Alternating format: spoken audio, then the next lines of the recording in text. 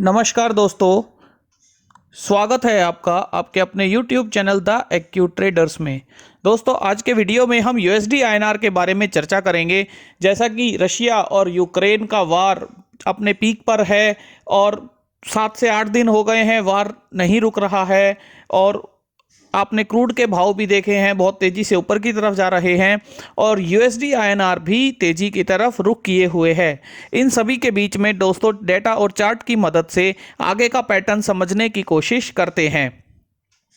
तो दोस्तों, ये USD INR का चार्ट है जिसमें आप वीकली चार्ट देखें या मंथली चार्ट में आपको दिखाना चाहूँ तो मंथली चार्ट में आप देखेंगे तो हायर हाई पैटर्न आपको देखने को मिला है और ये बिल्कुल हाई रेजिस्टेंस जोन पर जो इसका लास्ट 2020 में मार्च 2020 में जो हाई बना था उसके बाद ये रिजेक्शन हुआ था, नीचे आया था, बिल्कुल ये वहाँ फिर से ये रीटेस्ट करने चला गया है। दोस्तों, वीकली में यदि हम देखें तो वीकली में भी ये बिल्कुल अपने हाई पर आ गया है। बिल्कुल इसने ब्रेकआउट दिया है, एक रेजिस्टेंस को ब्रेकआउट दिया है जो कि 76 का लेवल था, उसके ऊपर ये सस्टेन कर रहा है। इसके बाद दोस्तों, अगर हम डेली चार्ट एक बार DXY का चार्ट भी मैं आपको दिखाना चाहूंगा। तो दोस्तों, DXY के चार्ट में भी यदि आप वीकली में देखेंगे तो जो एक ये रेजिस्टेंस का लेवल था, इस रेजिस्टेंस के लेवल के ऊपर इसने सस्टेन किया है, वीकली सस्टेन किया है। अब ये रेजिस्टेंस के पॉइंट ऑफ व्यू से ऊपर की तरफ इन लेवल्स तक जो ये कंसोलिडेशन के लेवल्स हैं, यहाँ 99.8 या 100 का लेवल हम मान सकते हैं। DXY को इन लेवल्स को जरूर टेस्ट करना चाहिए क्योंकि इसने अभी एक मेजर जो रेजिस्टेंस जोन था उसे ब्रेकआउट दिया है। तो दोस्तों, अब एक बार डेली चार्ट देखते हैं। USD INR का फ्यूचर्स का डेली चार्ट है और डेली चार्ट में यदि आप देखेंगे तो यहाँ एक बड़ी कैंडल के बाद ये थोड़ा सा रुका, उसके बाद पिछले 3 दिन से लगातार इसने तेजी का रुख किया हुआ है। यहाँ ये 75.8 के जोन में ये अच्छा रेजिस्टेंस भी लिया और उसके बाद ये लास्ट ट्रेडिंग सेशन में गैप अप करके ऊपर की तरफ निकल गया। तो दोस्तों, आप देखेंगे तो इससे एक क्लियर इंडिकेशन मिलता है कि USD INR ने भी ये अपना जो एक रेजिस्टेंस का जोन है, जहां हमने एक लाइन मार्क की है, जहां यहां भी हमें कंसोलिडेशन देखने को मिला था, उसके ऊपर इसने तेजी दिखाई है और अगला रेजिस्टेंस इसे डेफिनेटली 77 के लेवल्स तक मिल सकता है। तो दोस्तों, इसका मतलब ये हुआ कि USD INR में अभी हमें एक इस लेवल पे वार की पोजीशन की वजह से भी एक पोजीशन इस लेवल पे यहाँ USD INR ट्रेड करता हुआ दिख सकता है। और आवरली चार्ट पे मैं आपको इंडिकेशन देना चाहूंगा, एक ट्रेडिंग का पैटर्न बताना चाहूंगा जो कुछ इस तरीके से हो सकता है दोस्तों कि जैसे हमारे काफ़ी मित्र शॉर्ट्स में USD INR शॉर्ट में भी ट्रैप हो गए हैं, तो उनके लिए भी मैं एक सजेशन इस तरीके का देना चाहूँगा कि चार्ट पैटर्न के पॉइंट ऑफ व्यू से यदि ये अपना हाई ब्रेक करता है, हाई के ऊपर ट्रेड करता है, आवरली में हाई को सस्टेन करता है, बिड आस्क में बिड साइड में ज़्यादा ट्रेडर्स आपको नज़र आते हैं, आस्क में कम रहते हैं, तो आप डेफिनेटली अपनी शॉर्ट पोजिशन को कैरी मत कीजिएगा। तेजी की तरफ USD INR बिल्कुल जा सकता है क्योंकि वॉलेटिलिटी बहुत ज़्यादा है दोस्तों और ब्रेकआउट भी मिला है 76 का। तो USD INR डेफिनेटली ऊपर के लेवल्स को टेस्ट करके ही नीचे आना चाहिए, या 76 से नीचे आ जाए तो हम फिर कुछ फर्दर एनालिसिस इसमें 75 के लेवल तक का देख सकते हैं। अदरवाइज अभी 76 के ऊपर ये सस्टेन कर रहा है और डेटा भी ब्रेकआउट का समझ आता है। तो दोस्तों, आवरली में सजेशन ये रहेगा कि आवरली में जो भी रेड कैंडल हो, उस रेड कैंडल के नीचे आप इसमें ट्रेड लीजिएगा, शॉर्ट ट्रेड लीजिएगा, या अपने शॉर्ट को एवरेज भी कर सकते हैं। उसका जो रेड कैंडल का हाई होगा वो आपका स्टॉप लॉस होगा। यानी कुल मिला के यदि आप इंट्राडे भी करना चाहते हैं, एवरेज करना चाहते हैं, शॉर्ट पोजीशन रखना चाहते हैं, तो उन सब के लिए मेरा केवल एक ही सजेशन रहेगा कि आवरली में रेड कैंडल के नीचे आप ट्रेड कीजिएगा और रेड कैंडल का हाई आपका SL होगा। क्योंकि आवरली में रेड कैंडल सस्टेन करती है, उसका लो ब्रेक होता है, तो डेफिनेटली वो कुछ समय के लिए नीचे की तरफ हमें देखने को मिल सकता है। इंट्राडे में भी आपको जो ट्रेड है वो बुक हो सकता है, प्रॉफिट बुक हो सकता है। तो दोस्तों, आवरली में आप फोकस कीजिएगा क्योंकि आवरली के अलावा आपको USD INR में मंदी का जो सिंबल है वो उतना जल्दी आपको देखने को नहीं मिलेगा। तो दोस्तों, एक बार हम डाटा समझने की कोशिश करते हैं, डाटा देखते हैं। तो डाटा में यदि आप देखेंगे तो यूएसडी आईएनआर में लास्ट ट्रेडिंग सेशन जो 3 तारीख का था उसमें दोस्तों लगभग 96,000 यानी हम मान सकते हैं 1 लाख का ओपन इंटरेस्ट यहाँ ऐड हुआ है। ओपन इंटरेस्ट एडिशन के साथ जो वीवैप था वो 76 का जोन था। इसका मतलब 76 के जोन में 1 लाख के आसपास में ओपन इंटरेस्ट का एडिशन हुआ है। ये एडिशन जो ओपन इंटरेस्ट का है डेफिनेटली ये यूएसडी आईएनआर को ऊपर की तरफ पुश कर रहा है, ऊपर की तरफ इसे ट्रेड करवा रहा है। तो दोस्तों इससे क्लियर इंडिकेशन मिलता है कि 76 के नीचे यदि ये ट्रेड करता है तो डेफिनेटली हम कॉल सेल की पोजीशंस बना सकते हैं, यूएसडी आईएनआर शॉर्ट की पोजीशन भी हम क्रिएट कर सकते हैं। पर 76 के नीचे जब तक ये ऊपर रहेगा, इस वीवैप के ऊपर रहेगा, तो दोस्तों इसमें अभी एक शॉर्ट अपॉर्चुनिटी आपको देखने को नहीं मिलेगी। हालांकि इंट्राडे में आप रेड कैंडल के पॉइंट ऑफ व्यू से एक ट्रेड ले सकते हैं, वो आपका क्विक ट्रेड भी कहा जा सकता है। दोस्तों ऑप्शंस के डेटा में आप देखेंगे तो ऑप्शंस के डेटा में आपको अभी जो नजर आ रहा है वो 76 में कॉल में जो चेंज है वो काफी अच्छा हुआ है। 12,000 का ओपन इंटरेस्ट अनवाइंड हुआ है। पुट में ओपन इंटरेस्ट का एडिशन हुआ है। सेम पोजीशन आपको 76.5 पे भी नजर आती है, जिसमें पुट में जो एडिशन है वो ज्यादा है, कॉल में एडिशन उतना सिग्निफिकेंट नहीं है। उसके अलावा दोस्तों 77 में भी आपको थोड़ी बहुत अनवाइंडिंग नजर आ रही है, लेकिन 77 में अभी कॉल पुट जो पीसीआर है, पुट कॉल का रेशियो है, वो अभी कॉल साइड में कॉल सेलर्स को सपोर्ट करता है। तो कुल मिला के कहानी ये समझ आती है दोस्तों कि 76.5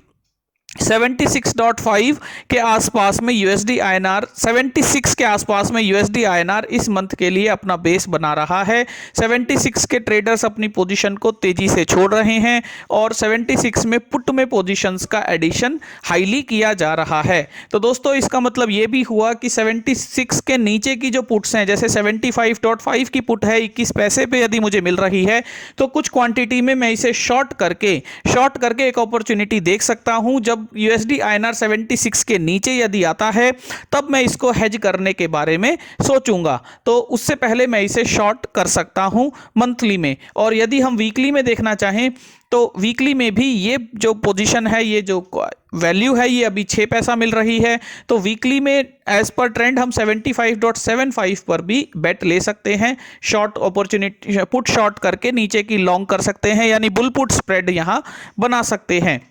तो दोस्तों ओवरऑल जो बात समझ आती है वो यूएसडी आईएनआर में अभी ब्रेकआउट की बात समझ आती है, तेजी की बात समझ आती है।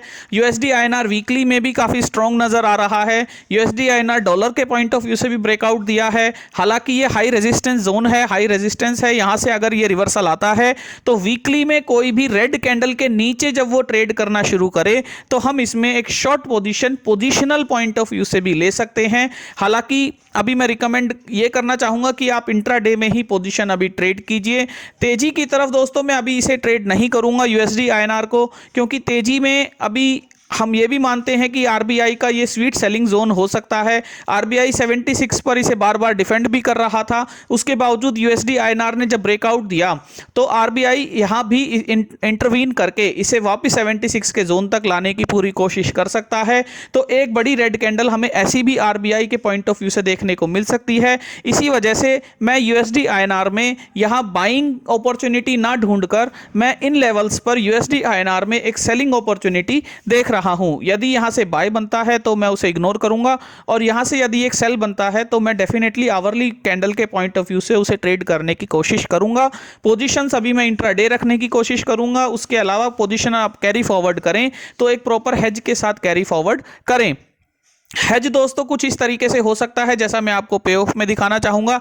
जैसे कि हमारे कुछ दोस्तों ने बोला कि उन्होंने यूएसडी आईएनआर शॉर्ट किया, तो शॉर्ट करने के बाद जब तेजी हुई, जैसे हमने यहां दिखाया कि 76 पे आपने 10 लॉट शॉर्ट किए हो यदि, तो शॉर्ट करने के बाद जो तेजी हुई वो तेजी आपको लीनियर पॉइंट ऑफ व्यू से नेगेटिव लेके जा रही है। तो उसके लिए आप सबसे पहले तो आप जहां भी एट द मनी का स्पॉट बनता है, जहां भी स्पॉट एट द मनी बनता है वहां आप उतने ही लॉट लॉन्ग कर लीजिए, कॉल लॉन्ग कर लीजिए जहां भी आपका एट द मनी का स्पॉट बने।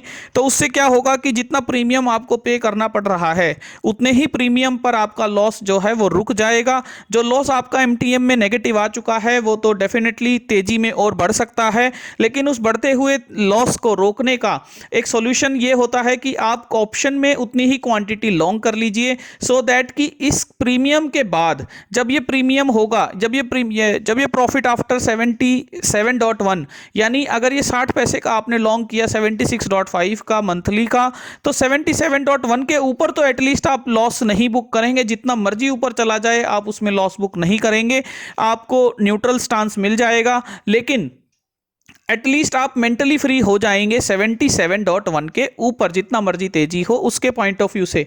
उसके अलावा आप यहां एक चर्न कर सकते हैं, जैसा कि आपको लगता है आवरली में ये नीचे आने की कोशिश कर रहा है तो आप कॉल को हटा दीजिए। कॉल नहीं हटानी है तो आप इसके ऊपर की 50 पैसा दूर की डबल क्वांटिटी शॉर्ट कर दीजिए। तो डबल क्वांटिटी आप शॉर्ट करेंगे तो ये जो प्रीमियम है इस कॉल का, ये आपको मिलना शुरू हो जाएगा, वापस मिलना शुरू हो जाएगा। और जब यूएसडी आईएनआर शॉर्ट जाएगा तो आपका जो एमटीएम लॉस है वो भी रिकवर होना शुरू हो जाएगा।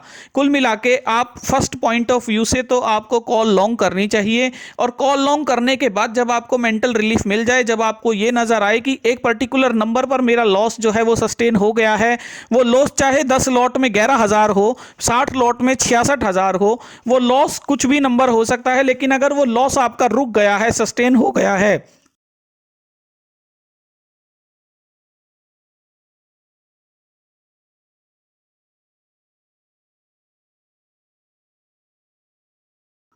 दोस्तों यदि आपका लॉस वो रुक गया है, सस्टेन हो गया है, तो उसके बाद ही आप कोई डिसीजन ले सकते हैं, आप मेंटली फ्री होकर कोई डिसीजन ले सकते हैं।